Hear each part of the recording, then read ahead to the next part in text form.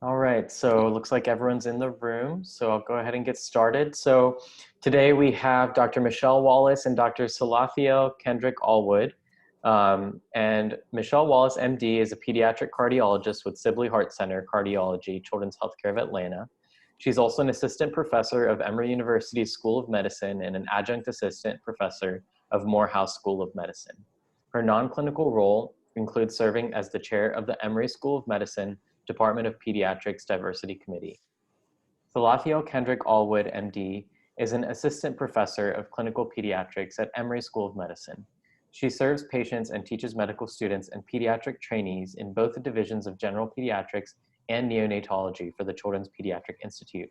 Her non-clinical roles include serving as the chair of the Emory School of Medicine Department of Pediatrics Diversity Curriculum Subcommittee and member of Race and Children Education Collaborative of Anti-Racist Developmental Professionals, or RACECARD. So please join me in welcoming them both today, and I'll give you all the floor. Great. Well, thank you again for offering us an opportunity to present. So my name is Michelle Wallace. And I'm Salathiel Kendrick-Allwood. And today we are going to present to you on childhood experiences of racism, creating awareness and improving care.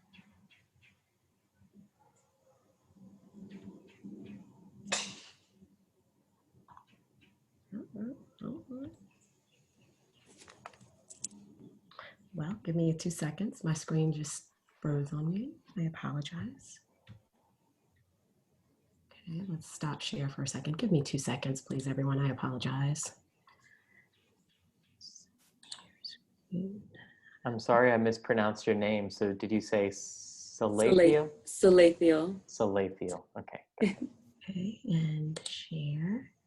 Let's try this again. Are you able to see my screen now? Yes. Right. For some reason it does not. Oh, there it goes. Okay, very good. So we have no disclosures, but we do have some disclaimers. This talk may make you feel uncomfortable. This talk may spark dialogue. And we do not have all of the answers, but that is okay. We thank you in advance for being open, flexible, and compassionate today. We thank you for giving us permission to talk about a topic that no one likes to talk about in mixed company. We also thank you for allowing yourself to grow in this experience by becoming comfortable with being uncomfortable. Our objectives today include recognizing the negative impact of racism on child health, development, and behavior, examining ways in which healthcare workers and health-adjacent workers can empathize, impact, and empower patients and families dealing with racism and its effects, and to provide a safe space for healthcare workers and health-adjacent workers to discuss racism. So let's start with what we know. We know that race and ethnicity are social constructs, and that the Human Genome Project actually demonstrates that humans across the world are more similar than dissimilar genetically. And yet, as we will see from the multiple tables created by this systemic review conducted by the AAP on literature addressing race and ethnic disparities in healthcare,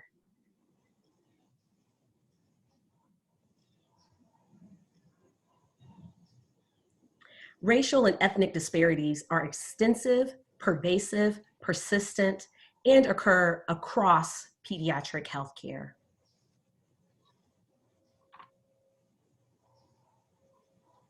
So, if we are so similar, why the disparities? Next slide, please.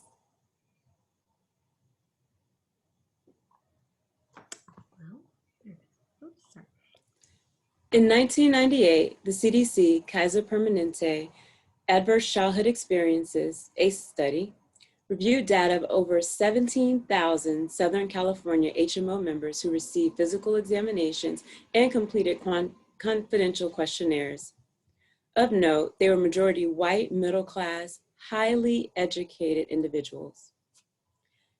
It's one of the largest investigations ever conducted to assess associations between childhood exposure to traumatic stressors and adult health and well-being.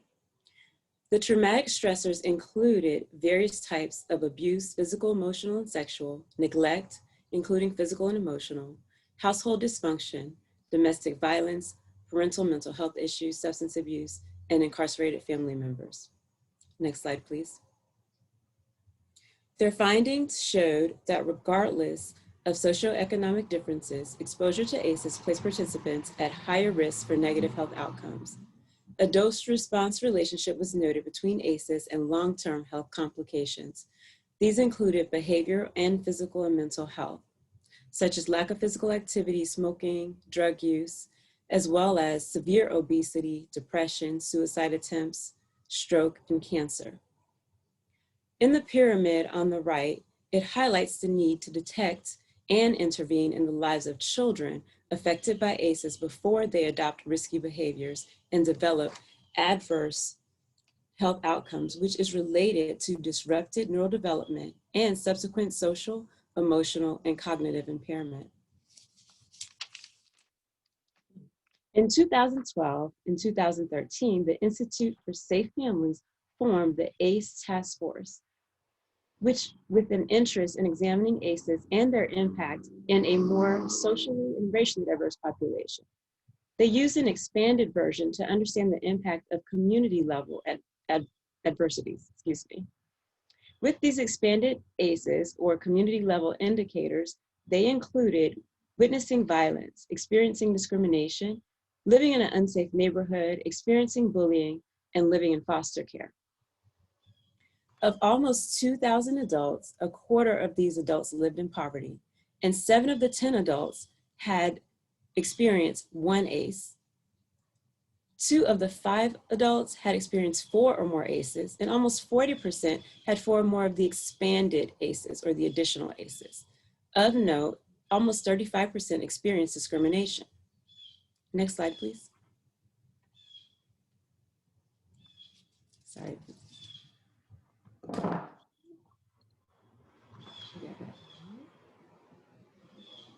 Next slide, please. Yes, I'm sorry. It's a little delay. That's okay. Yeah, there you go.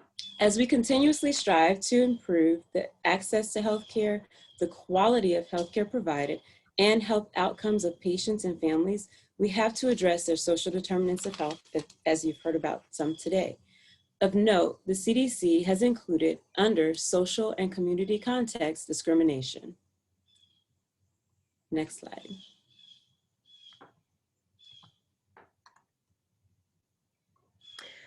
So now, given our understanding of discrimination as an influencer on health outcomes and behaviors, we will specifically consider racism. So let's start with defining racism. While there are multiple definitions of racism, I have put forth 2 for your consideration. One is the Merriam-Webster definition of racism, which says that it's a belief that race is the primary determinant of human traits and capacities, and that racial differences produce an inherent superiority of a particular race. A second definition suggests that it is prejudice based on race and skin color, but also requires social power. Dr. Kamara Jones in 2000 created a framework to help us better understand racism. This was created to assist the Department of Health and Human Services initiative to eliminate racial and ethnic health disparities by 2010. Now, while 2010 has long passed and disparities still exist, as we see with our current COVID pandemic, this framework is still useful and asks us to consider 3 levels or types of racism. The first type is interpersonal racism, and this is what most of us think about on a day-to-day basis. It includes prejudice, or the making assumptions about one based on race, and discrimination, or taking differential actions towards one based on race. It can be intentional and explicit, such as calling one a name or putting up a sign prohibiting admittance of someone to a store, for instance, because of their race. Or it can be implicit or unintentional, as when one who purports when one who purports understand or not having any discriminatory feelings towards anyone or seeing all as equal unintentionally crosses the street when they see a person of color coming near them, or when one holds their purse a little bit closer in the elevator when a person of color enters. Institutional racism is differential access to goods or services or opportunities based on race. It's also called structural racism, and some define it as policies which allow for the advancement of one group over the other. Unlike interpersonal racism, there may not be a definite perpetrator of institutional racism. And then there's internalized racism, or the acceptance of negative messages about one's own abilities or worth. It can manifest as embracing whiteness, such as straightening one's hair or lightening one's skin in order to be better accepted. It can manifest as self-devaluation, such as rejecting one's ancestral culture in order to be accepted. Or it can manifest as resignation or learned helplessness or hopelessness, such as dropping out of school because no one thinks I'm going to do well anyway.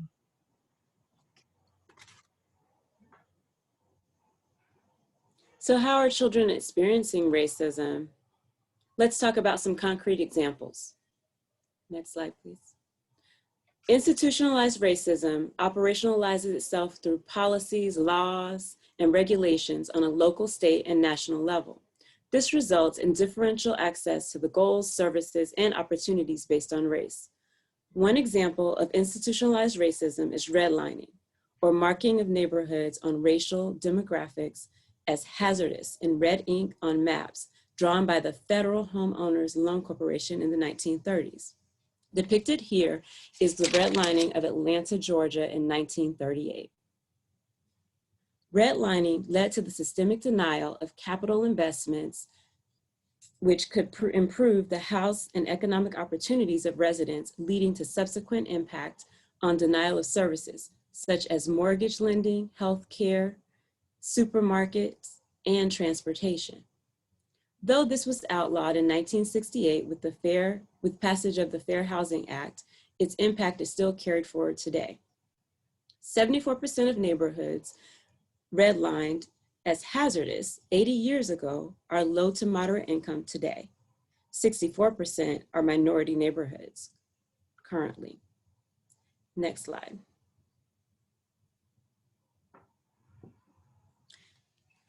This slide represents another example of institutionalized racism. The New York Times did an analysis of 8 textbooks in 2 states by the same authors and publishers, and noticed a difference in how history was told and that politics can play a role in that. They looked at how textbooks are developed and noted that there is no standardization of how textbooks are made.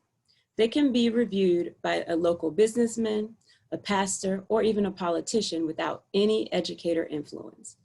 As an example, when talking about suburban growth, noted on the right in the Texas textbook,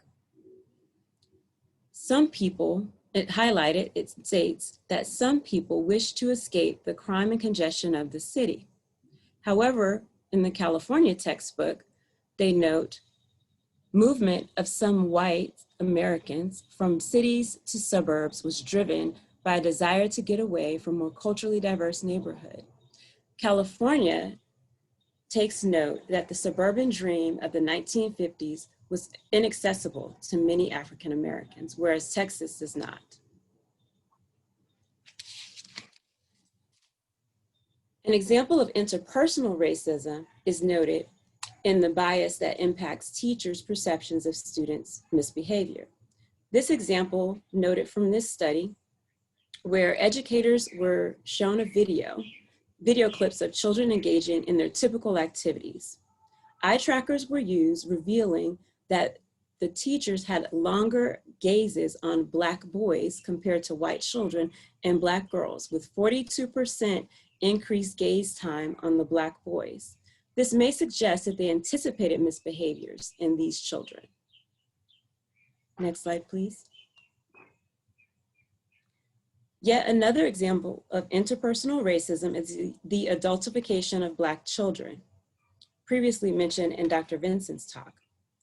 Teachers, parents, and law enforcement are less protective and punitive, and more punitive with Black girls or Black children. They view them as less innocent and more adult-like than their white peers. In this article from CBS News, this actually happened in Milledgeville, Georgia. A 6-year-old girl was handcuffed and arrested for throwing a tantrum in a Georgia elementary school. This perspective often categorizes Black girls specifically and Black children generally as disruptive and malicious for practicing age-appropriate behaviors. Next slide, please. Another manner in which our children may be experiencing interpersonal racism includes the myth of the model minority. This is a stereotype commonly applied to Asians and Asian Americans, whereby they are perceived as perfect citizens who are highly intelligent, hardworking, respectful, with high earning potential or achieved wealth. While this may seem like a positive stereotype, it is actually very problematic.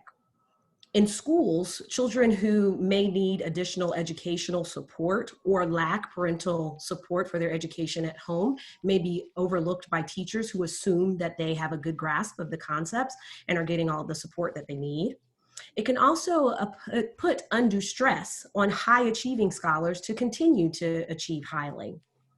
Further, it ignores the actual wage gap that exists within the Asian American community, and further distances them from other minority groups with whom they actually may have more similarities than dissimilarities.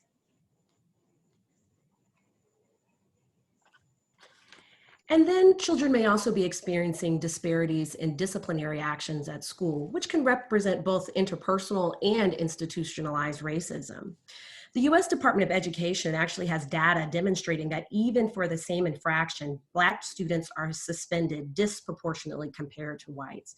And similar to the data that Dr. Vincent presented earlier, even though Black student enrollment in preschool only accounts for 18 to 19% of enrollment, and white student enrollment is 41%, that children who are, even in preschool, 47% of children receiving one or more suspension are Black compared to 28% white. So again, there exists this disproportionality.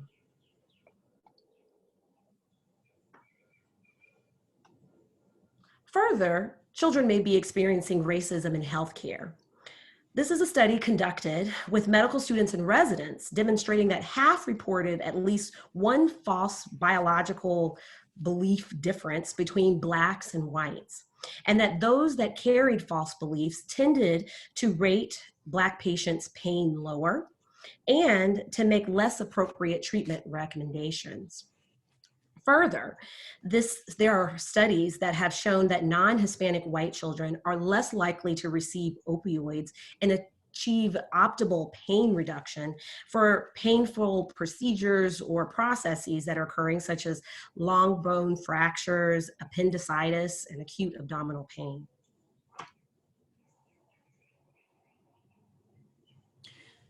This is a perfect example of internalized racism. The doll test is a racial identification and preference in Negro children study done by Drs. Kenneth and Mamie Clark. During the doll test experiment, children were asked which doll is pretty, ugly, bad, good, and which one would you want to play with, and also which doll looks most like them. Some became emotionally upset having to identify with the doll that they rejected. Overwhelmingly, these Black children were products of segregated schools and segregated environments, and they showed a preference for dolls with white skin. Next slide. Stereotype threat is the fear of confirming negative stereotypes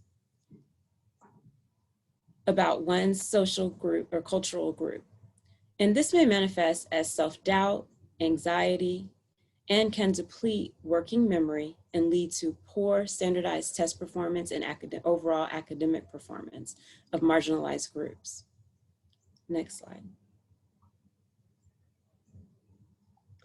So what is the impact? In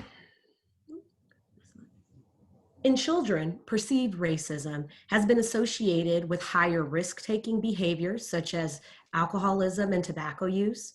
It's been associated with increased depression and depressive symptoms, as well as poor physical health outcomes.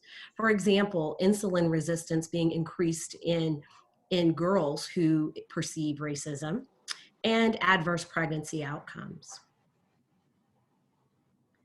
This further carries over into the adult population, where perceived racism has been associated with poor self-reported health status, hypertension and cardiovascular disease, high cortisol levels, which can lead to obesity and increased waist circumference, poor glucose tolerance, inflammatory response, weakened immune system, and difficulties with memory and concentration.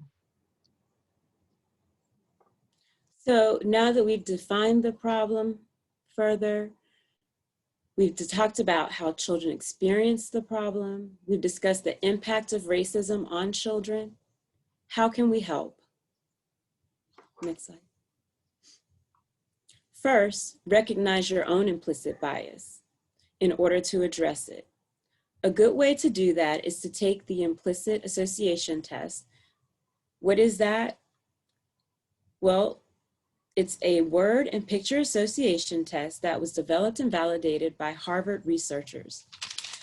It looks at the speed and accuracy with which one is able to associate words and pictures with one another to assess preferences, which help to reveal your unconscious biases. The website is listed here, and on their website, it includes multiple tests.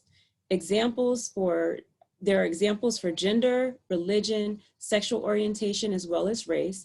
And on the picture on the right is an example, a graphic example of the pictures and words that are used in the race implicit association test.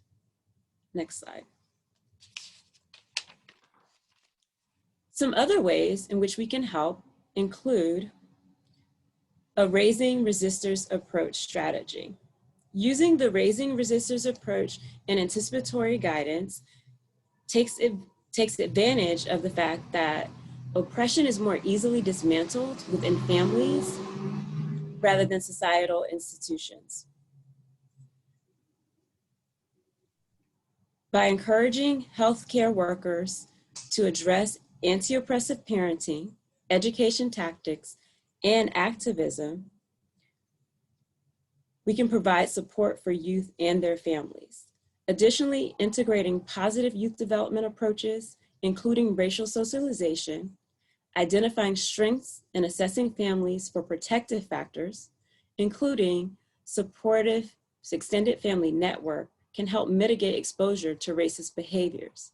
Reminding families about their own support systems that they may not be thinking of, such as religious affiliations or community organizations, as well as infusing cultural diversity into early literacy promotion programs, such as Reach Out and Read, to ensure that there's a representation of authors, images, and stories that reflect their cultural diversity in our pediatric practices. Additionally, and not only, advocating for policies which address systemic and interpersonal racism. Helping to register people to vote, getting people to the polls, assisting them with information on their voting rights, being an advocate for our patients and families, whether that's through upstanding right in our own facilities, or whether that's knowing who our senators, our congressmen and women are, writing letters, doing postcard campaigns against racist policies and practices. Additionally, a great example is that recently Emory students worked with DeKalb County officials to have racism declared as a public health crisis. This will be helpful in the long term in that it will help as policies are developed to place an emphasis on the need to address racism in addition to other social determinants of health. So these are further ways to advocate for our patients, our families, and ourselves as we move forward in addressing the impacts of racism. Next slide, please. Some other resources include embracerace.org. It's an excellent resource in educating families on becoming anti-oppressive education for their families. Healthychildren.org is through the American Academy of Pediatrics, and that also provides a lot of resource information for families. Health Law Partnership is a medical legal partnership that is through Atlanta Legal Aid, Children's Healthcare of Atlanta, as well as Georgia State University Law School and their policy department. acesconnection.com is an excellent resource for families as well as practitioners. And racialequitytools.org is another excellent resource. And of course, you can find a plethora of resources at our Emory University School of Medicine Department of Pediatric Diversity webpage.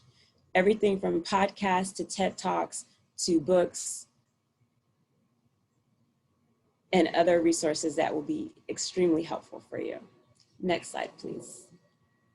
We'd like to thank, first and foremost, the Student Taskforce on ACEs and Resilience for inviting us to speak, and Dr. Lucky Jane, the chair of Emory University School of Medicine, Department of Pediatrics, and Chief Academic Officer at Children's Healthcare of Atlanta for his ongoing support. And also Race Card for Race Children Educational Collaborative Anti-Racist DBPs for their contributions to our talk. Next slide. So now we're going to review a few cases as part of the interactive portion of our program, of our workshop rather. And so we are going to read through these cases and then ask some questions. And we encourage you to utilize the chat to answer questions and facilitate discussion. So let's start with case number 1. Stephanie is a 12-year-old girl whose parents immigrated to the Bay Area from China. She carries a diagnosis of dyslexia and inattentive ADHD and is in clinic for medication follow-up. Her mother pulls you aside and expresses concern that Stephanie might be depressed. Stephanie's affect in clinic is somewhat flat, and she answers your questions with short responses, okays, and I don't knows. When you interview her separately, she says she overheard a group of kids at her school making fun of her. The kids called her the stupidest Asian kid at school right now, after they found out that she meets with an education specialist for reading and tutoring. She says she feels like a loser and a big disappointment to my parents. She has a 17-year-old brother who is gifted and applying to Ivy League colleges. She is worried about him because he is under a lot of pressure. She overheard him talking to a friend on the phone about rushing to the train tracks during a party when a friend went missing. There have been a cluster of teen suicides in their suburban community, and parents have started a volunteer neighborhood watch at the site of the suicides. So our first question to the group is, what are the issues that are raised in this case?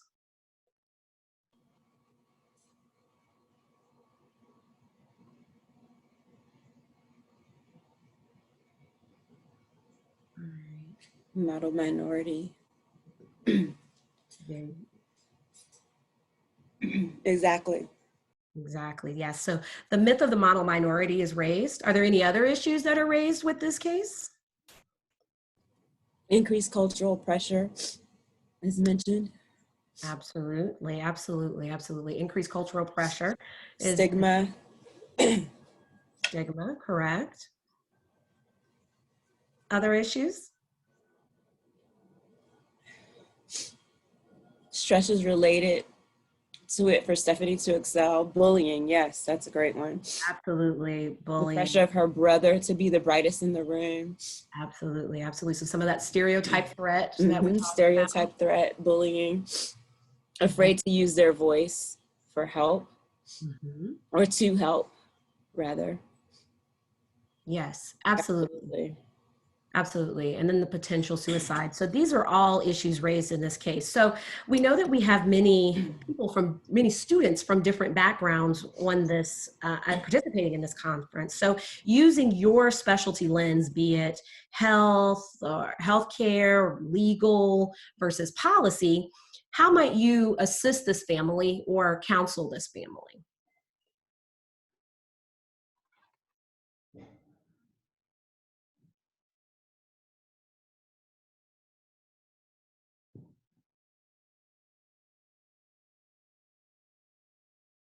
Any takers on things that you might do to assist this family?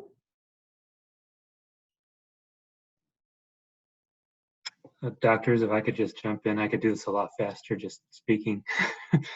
That's fine. My computer's very slow on the typing. I'm a school psychologist in DeKalb County, and just wanted to ask really quickly, the Emory collaboration, was that with the county government or the school system? That was with the County county government. Okay, thank you. I would ask, she's meeting with the education specialist for reading tutoring. That can be great, or it could not be what she needs at all. We're making an assumption that that's what she needs. And there's a number of assumptions here, dyslexia and inattentive ADHD. If depression is a major factor, that can make you look very inattentive. And yeah, there's just a whole lot of things to unpack here. And we still don't know what's going on with the parents at home, what the family dynamic, if there's an extended family involved, if they have expectations toward the parents and toward their grandchildren. So that's my contribution. Thank you. Thank you. Absolutely. So all those are things that need to be addressed. Are there any services that you might recommend for this family? I see that future Dr. Saunders replied, I would try to get the family to talk together because the daughter expectations are too high. So family-centered therapy, absolutely. Exactly. I love that. Right. Other ways that you might be able to get involved?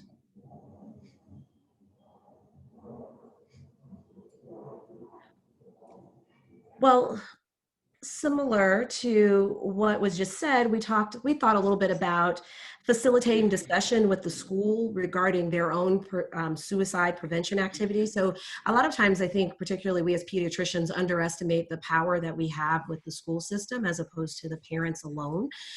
So having these our words and the data that we present mean a lot. So if we can help to facilitate discussions with the school surrounding suicide prevention, that would be very helpful.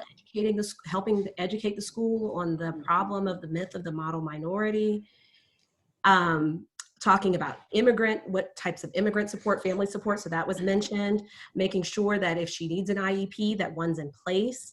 And then also considering that medication management. So are the medications that she's taking, are they appropriate? And are they adequately treating or over-treating her? Or is she experiencing side effects of some of the medication? So these are all things that we should take into account as we assess and make recommendations to the family. So we're going to try to get through one more case. Let's see if I can get it advance for me. There we go. Okay. I'm off mute. Sorry, I had a little coughing attack there. Okay, TJ is an 11-year-old boy with mild expressive language delay and significant ADHD who comes to your clinic with his mother for medication evaluation. They have a complex social situation and they have missed a few appointments. TJ is a brilliant child, but he gets in trouble at school due to his impulsivity and inattention. His grades had significantly dropped and he is currently failing in school. TJ tells you there is no point to even trying at school. Quote, people don't think I will ever graduate or go to college. Black people can only do music or sports and you don't need a degree for that, so what's the point? His mother tells you that she does not like doctors. When you ask her to elaborate, she responds, quote, I don't trust doctors, period. You guys have done horrible things to Black people in the past and I am not going to let my kid be your experiment. She breaks down in tears and tells you how she experiences discrimination every day and how that is affecting her children. One day, her 4-year-old asked her to please make her white so she can be pretty like the other girls. So, what are some of the issues going on with this case? Again, feel free to chat, or we have only 5 minutes remaining. If you want to unmute, let us know what you have to say. What do you think?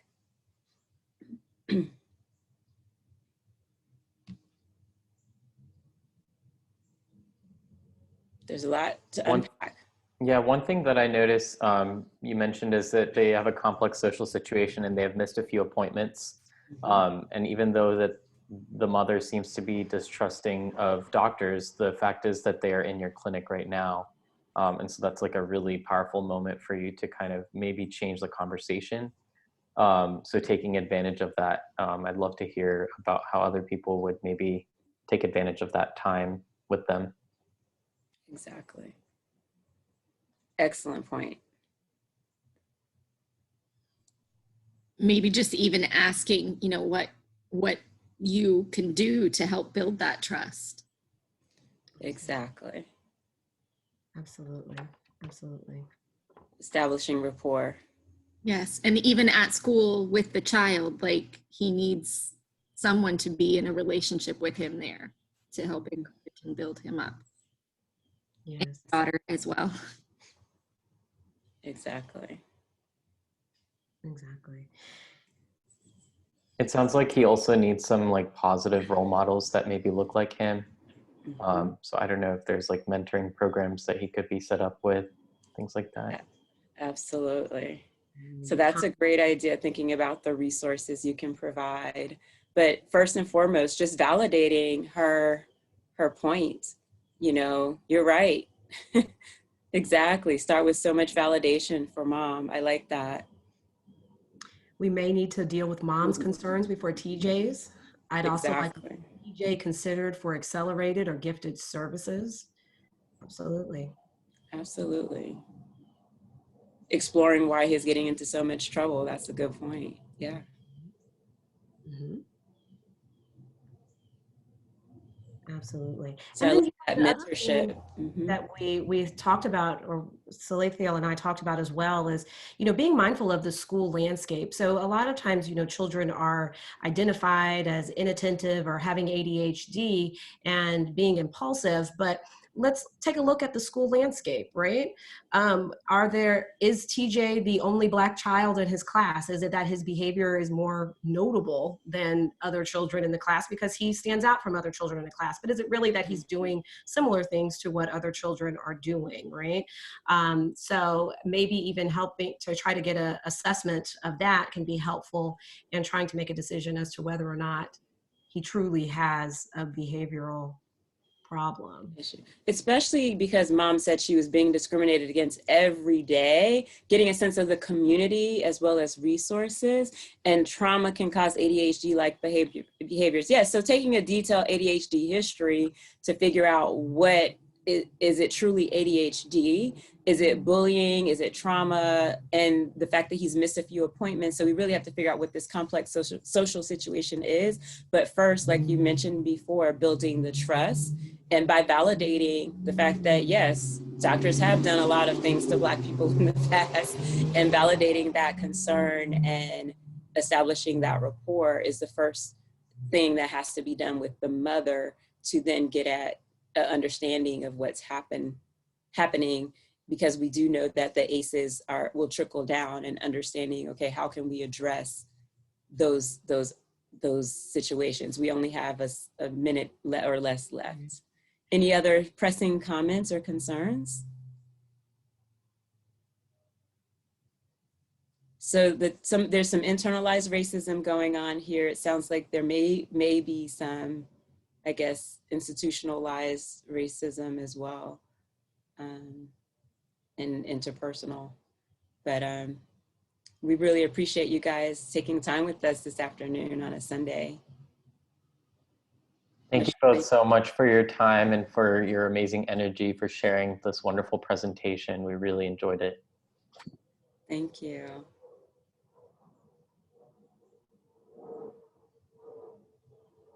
Uh-oh, get that.